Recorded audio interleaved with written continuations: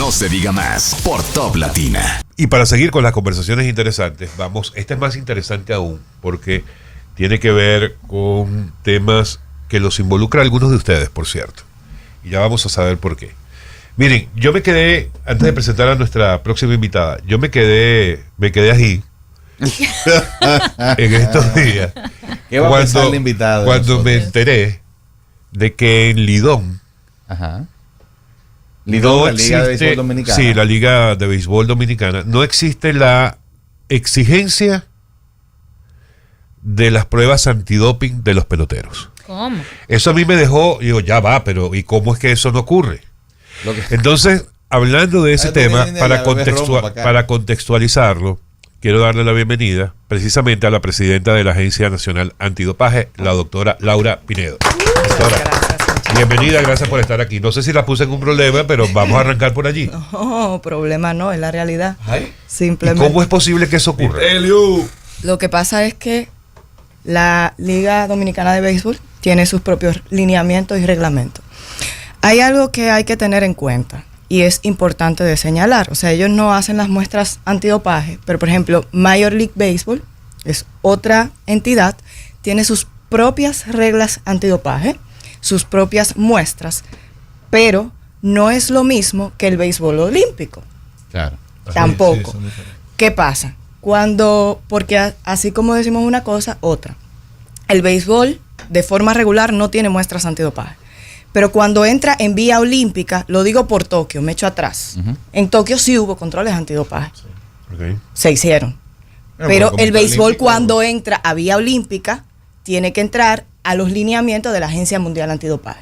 La Agencia Mundial Antidopaje sí exige controles que se hagan de manera regular. Bueno, porque las ligas son negocios particulares. Exactamente, porque eso ya sale de la parte pública, vamos a decir olímpica, y entra a la parte privada. Entonces la parte privada tiene sus propios lineamientos. Y ustedes como organización, para darle contexto a nuestros oyentes, ¿ustedes están adscritos a qué estructura? ¿Al ministerio? ¿Al comité? ¿Son una agencia independiente?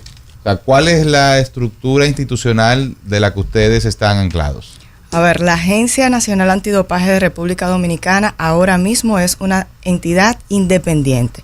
¿Que estamos asociados al Ministerio de Deportes? Claro que sí, porque trabajamos en conjunto. ¿Pero son una ONG? Sí, señor. Ah, pero qué bien. Eso es obligatorio por parte de los lineamientos de la Agencia Mundial Antidopaje. Exacto. Porque imagínense... Pero ustedes forman parte de la Mundial. Exacto, Okay. Exactamente. O sea, somos la Agencia Mundial Antidopaje, vamos a decir, es la matriz a nivel mundial. Y cada país tiene su organización nacional antidopaje, porque para tú estar suscrito hay diferente, porque asimismo tenemos las federaciones internacionales de cada deporte. Pero cada país, claro, más o menos tiene sus cosas. Cuando nace la Agencia Nacional Antidopaje, como tal, nace como una ONG en el 2022.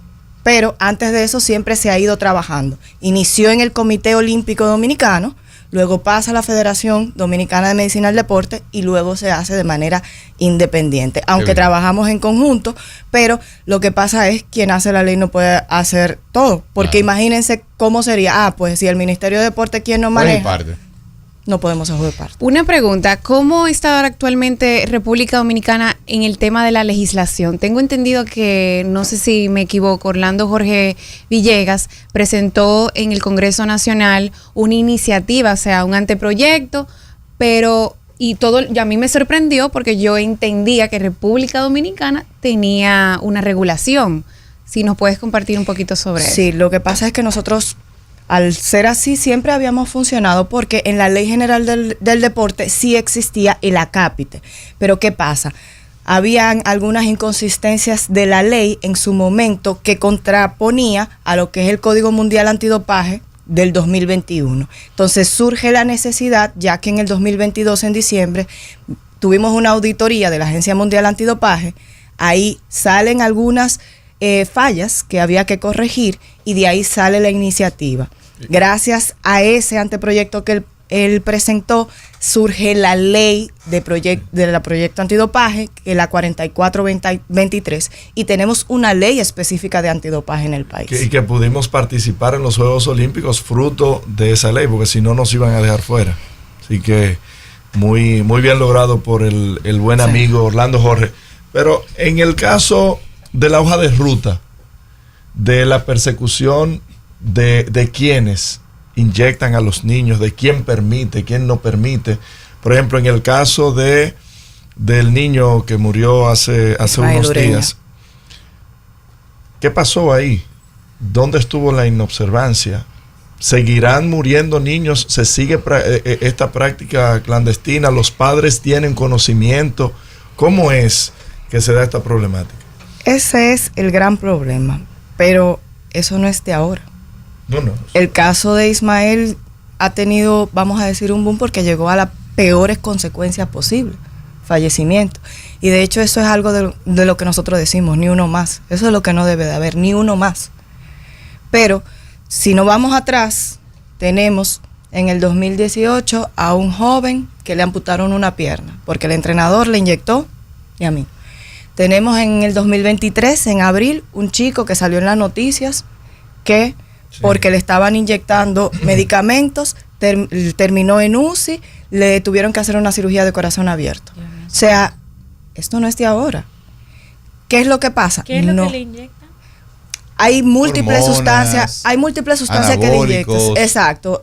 Lo que pasó ahora con Ismael Ureña específicamente fue boldenona, que es un esteroide anabólico para ganadería, pero le están utilizando en jóvenes. ¿Qué pasa? También no es la única sustancia, porque en el caso del 2018 fue un multivitamínico de animales también. Pero no miremos como que solamente es porque utilizan sustancias de uso veterinario. O sea, hay sustancias que se utilizan en humanos, fármacos, primero que están prohibidos por la lista de sustancias prohibidas de la Agencia Mundial Antidopaje. Y segundo, que se utilizan de manera regular, pero que se consideran dopaje. ¿Pero por qué? Por eso mismo, porque atentan contra la salud del deportista. Y esa es la gran importancia. Entonces, siguiendo con la pregunta y la vía de ruta. Aquí vemos, primero, y lo más importante, y es lo que agradezco cada oportunidad que nos dan, porque hacemos lo más importante, educación. La conciencia de las personas del uso indebido de sustancias. Entonces, hay un desconocimiento en sentido general y hay poca legislación.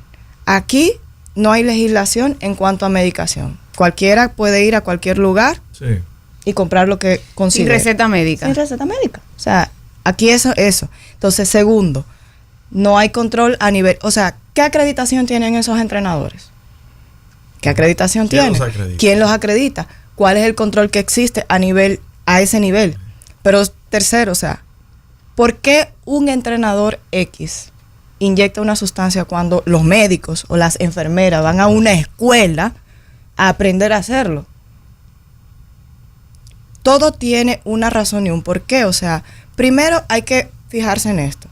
Si estamos hablando de jóvenes, de adolescentes, la gran minoría tiene algún problema de salud cuando me hablo en sentido general. Como por ejemplo. No, estoy hablando de un joven sano. Okay. Un adolescente sano. La minoría tendrá algún problema. No ya para decir joven sano, por favor, doctora. Minoría, o sea, quiero decir, claro, hay problemas de salud, pero quiero decir, en su generalidad los niños son sanos. Exacto. Pero si nos vamos a los adultos también, si tú le estás dando un medicamento, se supone que es para suplir algo. Claro. Pero si nos vamos a los jóvenes que están entrenando, no tienen ningún problema de salud, tú le estás inyectando algo que su cuerpo no necesita. Entonces, otra cosa, ¿para qué se inyecta esto? Se inyecta para aumentar la masa muscular, para aumentar la potencia, para aumentar la resistencia. Oye, pero Máximo, no es simplemente justo lo que te hace falta, cogí ahí. Qué barbaridad. Para mejorar el rendimiento del atleta. Entonces, no simplemente en este sentido lo que vamos a ver no es un poquito que utilizan. Las dosificaciones son muy altas porque lo que quieren es lograr un rendimiento. Claro. Entonces, ahí viene el problema porque no son sustancias inocuas, no es agua que le están inyectando. Escúchame que parecía que le iba a interrumpir, pero no quería interrumpirla. No, ya lo doctora, no quería. Eso no debería ser algo de conciencia por parte de los familiares o de los padres de esos adolescentes. independientemente de que haya o no regulación o todos los controles que también evidentemente son necesarios, pero no depende mucho o no debería depender de los familiares. Conciencia y educación. Lo que pasa es que los entregan. Y yo voy a decir algo que quizás usted no va a decir, porque por un tema institucional no la voy a poner en esa situación. Pero el tema fundamental es que aquí se están entregando los niños de 10, 11, 12 y 13 años para que vivan en centros de entrenamiento, entre comillas. Bueno, pero hay un meme famosísimo que se ha hecho ahora. El de los huevos y la cosa. Se ha hecho ahora un relajo, y a mí me da mucha pena que se tome a relajo, como la mayoría de las cosas serias en este país. Que ahora en las redes hay un cancito de que, míralo aquí, el prospecto, que llegó de 100 libras, ahora tiene 200. Y tú lo ves de que comiéndose de que 25 huevos, no sé qué. Es un tema social. Eso es lo más alarmante, porque aunque tenemos esa parte, o sea, no es yo soy médico especialista en medicina física y rehabilitación, tengo un diplomado en medicina del deporte y tengo muchísimo tiempo trabajando en antidopaje. Porque no, hay que decir la cosa como no le haga caso. Hay que decir la cosa como son. ¿Qué fue lo que desayunaste, Máximo? Hay que averiguar. Entonces, tengo mucho tiempo en antidopaje, pero como trabajo en el área del deporte, o sea, no son uno ni los dos los casos míos, o sea, que nos llegan a mí, ni de colegas, que lo que vemos en el consultorio, mire doctora, a mi niño le indicaron esto, o doctora, mire, para que le pongamos un ciclo, o cómo es que, o sea, el tema social es fuerte, o sea, el tema del dopaje viene a los niños. Es claro, que al final lo que económico. Exacto, el fin económico es lo que va.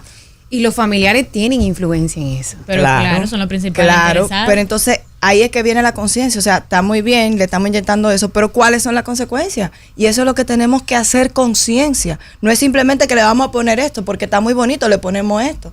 Pero no es un vestido, no es una camisa, no es unos zapatos que se ponen y se quitan. Aquí las consecuencias son...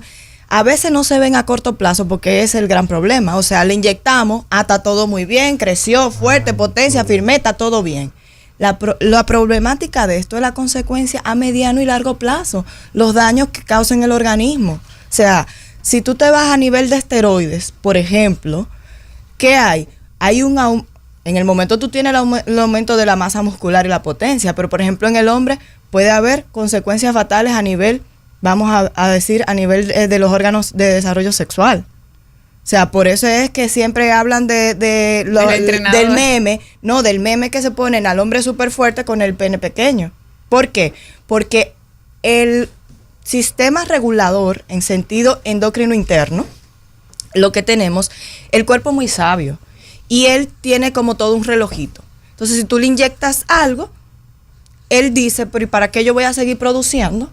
Si en sentido general yo lo hago, yo lo produzco, pero si yo me inyecto algo, yo dejo de producirlo. Entonces en los hombres, si esta sustancia, los esteroides anabólicos son sintéticos de testosterona, en los hombres dejan de producirlo, entonces el pene se pone pequeño, lo que tenemos los testículos se enchiquecen y entonces tienen una feminización, le crecen las mamas, todo esto. En la mujer es lo contrario. Entonces, se aplana la mama, se pone en calva, le salen los vellos y el clítoris se agranda. Entonces, eso yo te estoy hablando de caracterización. Pero a nivel orgánico, si hay un aumento de lo que es circulatorio, los derrames, los infartos, lo que es cáncer. Entonces, a largo plazo, es mucho.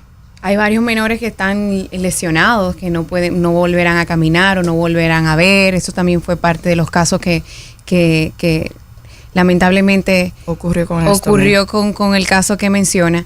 Ahora, ¿cuáles son los siguientes pasos? ¿Qué piensan hacer? Porque me imagino que hay que tomar acción. Exacto. Esto lo que se debe de hacer es un trabajo en conjunto. ¿De quién? De todo el mundo. No es solamente una entidad que debe trabajar aquí. O sea, desde el Ministerio Público, desde la Presidencia, desde el Ministerio de Salud. Hay mucha gente involucrada aquí. Hay que firmar un pacto por... todo el mundo, por la salud y ni uno más. Llamado ahí al ministro de Salud. ¿Y eso está avanzado? ¿Se está conversando? ¿Se está discutiendo? Eso es lo que nosotros quisiéramos promulgar y propulsar. Porque todo el mundo tiene que unirse, no es una sola voz. No es una sola voz tratando de impulsar de que sí, de que ni uno más, de que no muera nadie. O sea, es todo el mundo que tiene que ponerse en una. Ok, y en el escenario actual y en el escenario ideal, ¿cuál sería, qué necesitan ustedes para que eso ocurra? Nosotros no necesitamos nada porque nosotros apoyamos toda la iniciativa. Que las autoridades tomen acción. Exacto, a eso me refiero. O sea, no, la pregunta probablemente no es la correcta. ¿Qué necesitan ustedes? Sino, ¿qué hace falta para que eso se concrete? Que se arme una mesa de trabajo, para que se arme un plan de acción, para que se pueda comenzar y que se propose. ¿Convocada por quién? Puede ser. ¿Ministerio de Deporte? O la misma presidencia. Presidencia también debería de iniciar. Ministerio de Salud. Es que aquí todo lo tiene que hacer la presidencia. Aquí parece que no hubiera ninguna otra instancia. O el gabinete de salud. O el gabinete de salud, porque están varias instituciones. Deportes es importante, pero no es lo único, porque aquí estamos atentando contra la vida y la salud. Es un tema de salud. Es un tema, claro, del gabinete de salud. Claro. Entonces, pero al final, tú puedes hacer todas las regulaciones que tú quieras. Es un tema de conciencia social.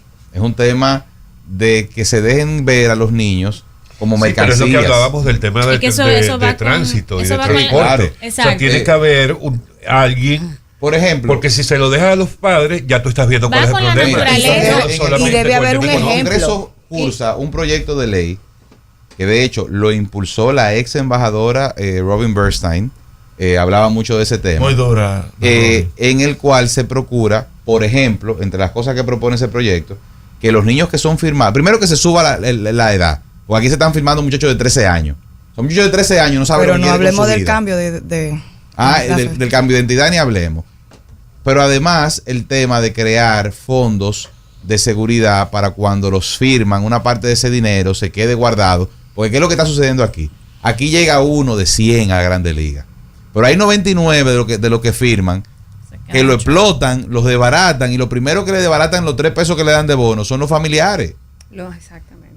Pero además cuando llegan entonces empobrecidos, en mala situación de salud, con deuda, y tú tienes a un muchacho de 17 años, o sea, empezando su vida, frustrado, dañado, con problemas de corazón. Es decir, hay un componente, el gobierno puede hacer muchas cosas, pero también hay un componente social importante.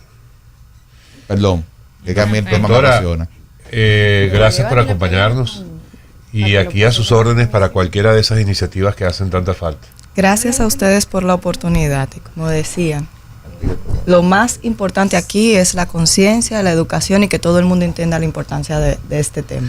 Y eso que ustedes hicieron hoy, de invitarnos, de seguir hablando del tema, porque no es solo como dicen de cacarearlo, o sea, entender la problemática real que... Usted puede venir toda la semana, doctora, si usted está quiere. Invitada. Y disfruta de las conversaciones de estos personajes en la pausa. Mire, doctor, usted sabe a quién se me ocurre que podría ser una buena persona para ustedes sentarse a conversar sobre esto. Y lo voy a comprometer al aire. A ver. Con el doctor Santiago Jacín. Claro. El doctor Santiago Jacín, director del SENASA, no por el SENASA, sino porque él, usted debe conocerlo, él es uno de los médicos más reconocidos precisamente de las Grandes Ligas. Claro. Y él va a entender perfectamente el problema. Así que se la dejo ahí. ¿Le parece? Excelente. Vamos a comprometerlo. Jacín. Así. Doctora, muchísimas gracias. La doctora Laura Pinedo, presidenta de la Agencia Nacional Antidopaje. Gracias por estar con nosotros. Gracias a ustedes. No se diga más por Top Latina.